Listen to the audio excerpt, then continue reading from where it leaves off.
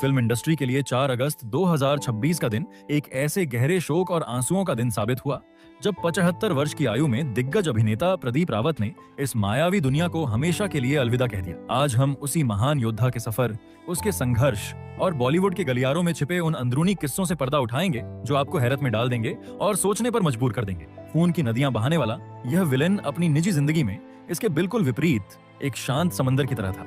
अपनी पत्नी कल्याणी रावत और 2 बेटों के साथ वह एक बेहद सादगी भरा और शांत जीवन बिताते थे। बॉलीवुड की वह अंधी चकाचौंध, पेज 3 की झूठी पार्टियां और गॉसिप कॉलम की खोखली दुनिया से वह हमेशा एक सुरक्षित दूरी बनाकर रखते थे। ये उनके कड़े फौजी अनुशासन का ही सीधा नतीजा था कि फिल्म के सेट पर भी निर्माता, निर्देशक और हर सहकर्मी उनके दयालु स्वभाव की कस्में खाता था।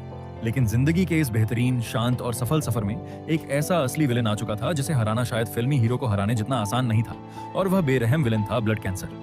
पिछले 5 सालों से वह इस जानलेवा बीमारी से एक निडर फौजी की तरह लड़ रहे थे। एक वक्त तो ऐसा आया जब पूरी इंडस्ट्री को लगा कि इस गजनी ने अपने मजबूत इरादों से कैंसर को भी धूल चटा दी है और वे पूरी तरह रिकवर हो गए हैं। लेकिन मौत को शायद कुछ और ही मंजूर था।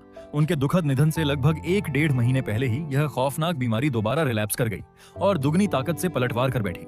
अचानक उनकी तबीयत बिगड़ने लगी और शरीर का प्लेटलेट काउंट इतनी तेजी से गिरने लगा कि डॉक्टरों के लिए स्थिति को संभालना नामुमकिन हो गया। मुंबई के कोकिलाबेन धीरू भाई अंबानी अस्पताल में चले लंबे इलाज के बाद उन्हें भिवंडी के एक कैंसर स्पेशलिटी अस्पताल में शिफ्ट किया गया। लेकिन शरीर ने अब इस लंबी लड़ाई में जवाब दे दिया था और फिर वो मनहूस, भारी और काली घड़ी आई जब 4 अगस्त 2026 की शाम 6 से 6:30 बजे के बीच भिवंडी के उस अस्पताल के कमरे में उनकी भारी भरकम सांसें हमेशा हमेशा के लिए थम गईं। उनके मैनेजर सिद्धार्थ तिवारी ने जब भारी मन से यह खबर मीडिया को दी तो पूरी फिल्म इंडस्ट्री में एक गहरा मातम छा गया।